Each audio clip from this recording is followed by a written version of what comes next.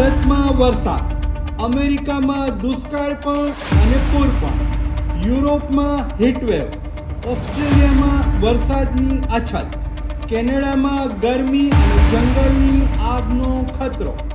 એક જ પ્રશાંત મહાસાગર, એક જ આલ નૈનો.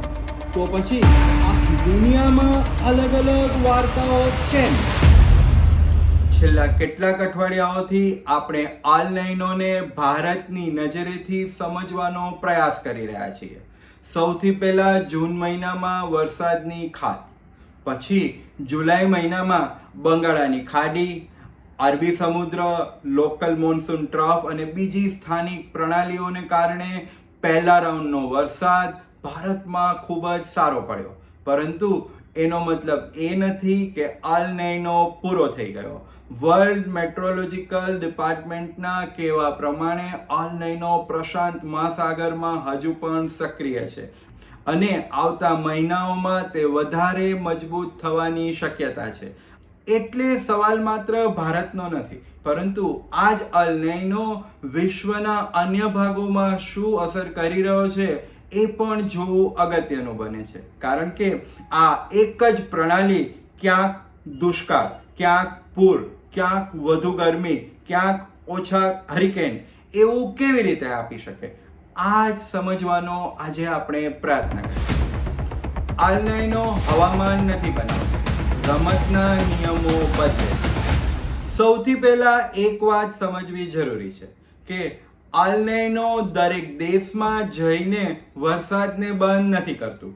તે માત્ર પ્રશાંત મહાસાગરના પાણીનું તાપમાન વધારે છે, રેડ વિન્ડ્સને નબળા કરે છે, વાદળોના મોટા પટ્ટા ખસેડે છે અને જેટ સ્ટ્રીમ તથા વૈશ્વિક હવાના પ્રવાહોની દિશા ઉપર અસર કરે છે. સરળ ભાષામાં કહીએ તો આલ નૈનો દરેક દેશ માટે હવામાન નથી નક્કી કરતું, પરંતુ વિશ્વના વાતાવરણમાં રમતના નિયમો બદલાવી નાખે છે. અને પછી દરેક વિસ્તારની ભૌગોલિક પરિસ્થિતિ, સમુદ્ર, પર્વતો, સ્થાનિક પવનો અને બીજી હવામાન પ્રણાલીઓ તે બદલાવનો અલગ જવાબ આપે છે. અને એટલે જ એક આલ નૈનો પણ અનેક પરિણામો. અમેરિકા, એક જ દેશ, બે વિરોધાભાસી ચિત્રો. અમેરિકામાં આલ નૈનોની વાર્તા ખૂબ જ રસપ્રદ છે. અમેરિકાના પશ્ચિમ અને ઉત્તર ભાગના વિસ્તારોમાં દુષ્કાળ જેવી પરિસ્થિતિ છે. ખૂબ જ ગરમી છે, જમીનમાં ભેજનું પ્રમાણ ઘટી રહ્યું છે અને વાઇલ્ડ ફાયર થવાની શક્યતાઓ વૈજ્ઞાનિકો જોઈ રહ્યા છે. જ્યારે અમેરિકાના બીજા કેટલાક ભાગોમાં ભારે વરસાદ છે, તોફાની સિસ્ટમ્સ છે અને પૂર જેવી પરિસ્થિતિ છે. એટલે એક ભાગ છે તે વરસાદની રાહ જોઈ રહ્યો છે, જ્યારે બીજા ભાગમાં પૂર જેવી પરિસ્થિતિ છે. તમને યાદ છે ને, આપણે વાત કરી હતી ખોટા વરસાદની. ખોટો વરસાદ તે માત્ર ભારતની જ પ્રણાલી નથી, પરંતુ આખા વિશ્વમાં જોવા મળે છે. કારણ કે વરસાદ હવે કુલ કેટલો પડ્યો એ ઇમ્પોર્ટન્ટ નથી, પરંતુ ક્યાં પડ્યો, ક્યારે પડ્યો અને કેટલો ઝડપથી પડ્યો આ પણ ખૂબ જ ઇમ્પોર્ટન્ટ છે. અને અમેરિકામાં આલ નૈનોની બીજી એક સકારાત્મક અસર પણ જોવા મળી રહી છે. આલ નૈનોને કારણે ઉપરના વાતાવરણમાં વધતો વિન્ડ શીયર એટલાન્ટિક ઓશનમાં કેટલાક ટ્રોપિકલ સ્ટ્રોમ્સને ખૂબ જ મજબૂત થતા અવરોધી શકે છે.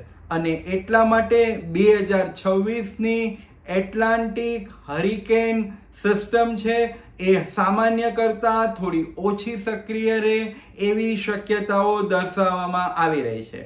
એક જ આલ નૈનો, એક જ દેશ, ક્યાંક દુષ્કાળ, ક્યાંક પૂર, ક્યાંક ઓછા હરિકેન. યુરોપ, સોશિયલ મીડિયામાં દેખાતી ગરમી પાછળ શું છે? આપણે કેટલાક અઠવાડિયાઓથી સ્પેન, ફ્રાન્સ, ઇટલી, પોર્ટુગલના ઘણા બધા હીટવેવ્સના વિડીયો સોશિયલ મીડિયા ઉપર જોયા છે.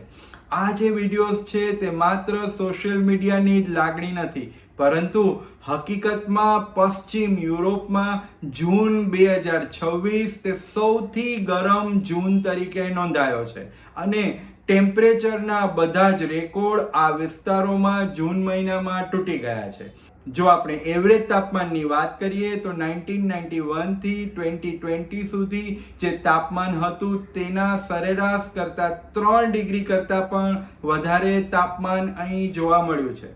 પરંતુ અહીં એક સાવચેતીની જરૂર છે કે યુરોપ અને વેસ્ટર્ન યુરોપમાં ખાસ કરીને આવતા તમામ હીટવેવ્સનું કારણ અલ નૈનો નથી, પરંતુ તેની કેટલીક સ્થાનિક હવામાનની પ્રણાલીઓ પણ છે. દરેક યુરોપિયન હીટવેવનું એકમાત્ર કારણ અલ નૈનો નથી. સ્થાનિક એટમોસ્ફિયરિક બ્લોકિંગ, ગરમ સમુદ્ર, સૂકી જમીન અને લાંબા ગાળાનું ક્લાઇમેટ ચેન્જ, આ બધા સાથે મળીને ગરમીને વધારે ગંભીર બનાવી શકે છે અને અલ નૈનો આ ગરમ વૈશ્વિક પૃષ્ઠભૂમિ ઉપર એક વધારાનો પ્રભાવ બની શકે છે. ઓસ્ટ્રેલિયા અંદરનો વિસ્તાર સૂકો, દરિયા કિનારે અલગ વાત. ઓસ્ટ્રેલિયામાં અલ નૈનોની અસર ભારત કરતાં વધારે સીધી જોવા મળે છે.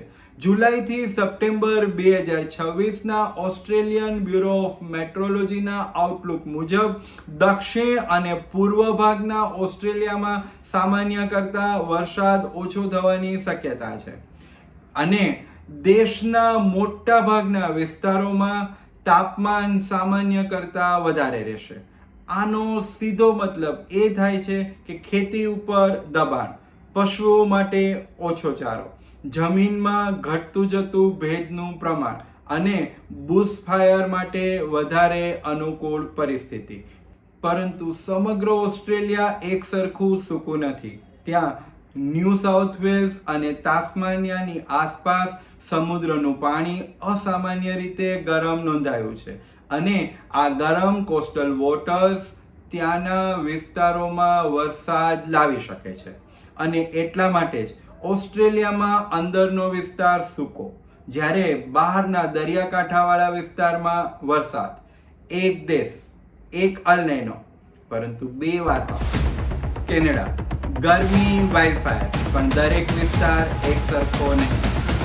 કેનેડામાં સામાન્ય રીતે અલ નૈનોની અસર શિયાળામાં વધારે જોવામાં આવે છે, પરંતુ અત્યારના સમર આઉટલુકમાં દેશના મોટા ભાગના પ્રદેશો સામાન્ય કરતાં વધારે તાપમાન અનુભવે તેવી શક્યતા જોવામાં આવે છે. વળી ઓછી ભેજવાળી જમીન અને સૂકો વિસ્તાર સાથે મળે તો વાઇલ્ડફાયરની પણ પોસિબિલિટી વધી જાય છે અને ખાસ કરીને કેનેડાના વેસ્ટર્ન રિજિયનમાં કે જ્યાં ગરમી, સૂકી જમીન, ઓછો ભેજ અને સૂકી વનસ્પતિને કારણે ચિંતા ઘણી જ વધી જાય છે. અલ નૈનોની કેનેડાની વાર્તા પણ એક સરખી નથી. કેટલાક વિસ્તારોમાં ઓછા વરસાદની શક્યતા જોવામાં આવે છે, જ્યારે નોર્થ વેસ્ટ ટેરેટરીઝમાં કદાચ વધારે વરસાદ પડે એવી પણ શક્યતાઓ જોવામાં આવે છે. એટલે કેનેડાની વાર્તા પણ એક સમાન નથી. અહીં પણ અલ નૈનોએ અલગ અલગ વાર્તા લખી. દક્ષિણ અને દક્ષિણ પૂર્વ એશિયા. દક્ષિણ અને દક્ષિણ પૂર્વ એશિયામાં અલ નૈનોનો સૌથી મોટો પ્રશ્ન તે ગરમીનો નથી, પરંતુ ખેતીનો છે. રાઈસ, સુગરકેન, મેઝ, પલ્સીસ અને લાખો નાના ખેડૂતો. FAOના જણાવ્યા મુજબ આવનારા કેટલાક મહિનાઓમાં ખેતીના વિસ્તારોમાં સામાન્ય કરતાં ઓછો વરસાદ પડી શકે છે અને આ સામાન્ય કરતાં ઓછો વરસાદ પડે એટલે એગ્રીકલ્ચર ડ્રાઉટ એટલે કે દુષ્કાળનો ખતરો વધી જાય છે અને અંતે જો વરસાદ મોડો પડે તો વાવણી મોડી થાય, વરસાદ ઓછો પડે તો ઉપજ ઓછી થાય, વરસાદ ખૂબ જ વધારે પ્રમાણમાં પડે તો પાક અને જમીન બંને ધોવાઈ જાય અને એટલા માટે જ અલ નૈનોની અસર માત્ર ખેતર સુધી જ નથી, પરંતુ તે પછી માર્કેટ પહોંચે છે, પછી ફૂડની પ્રાઇસીસ વધે છે અને સૌથી છેલ્લે રસોડાના બજેટ સુધી પહોંચે છે. આફ્રિકા અને લેટિન અમેરિકા પાણીની સમસ્યા પરંતુ વિપરીત સ્વરૂપમાં. આફ્રિકાના ઘણા વિસ્તારોમાં અલ નૈનો સાથે જોડાયેલી વરસાદની અનિશ્ચિતતા ખેતી, પશુપાલન અને ફૂડ સિક્યોરિટી સામે ખતરાની ઘંટી બજાવી રહી છે.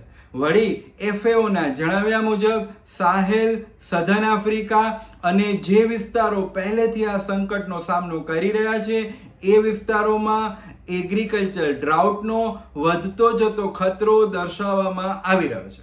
પરંતુ ઘણી વખત લેટિન અમેરિકાના પેસિફિક કોસ્ટમાં વાર્તા ઉલટી બને છે. ત્યાં પેરુ અને ઇક્વેડોર જેવા કન્ટ્રીઝમાં પેસિફિકનો જે દરિયા કિનારો છે ત્યાં ખૂબ જ ગરમીને કારણે ભારે વરસાદ, કોસ્ટલ ફ્લડિંગ અને લેન્ડસ્લાઇડનો ખતરો પણ વધી જાય છે.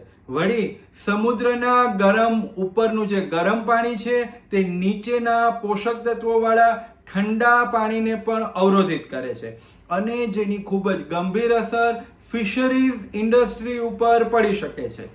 એટલા માટે જ અલ નૈનો એક, પરંતુ ક્યાંક વરસાદ આવતો નથી અને બીજી જગ્યાએ વરસાદ રોકાતો નથી.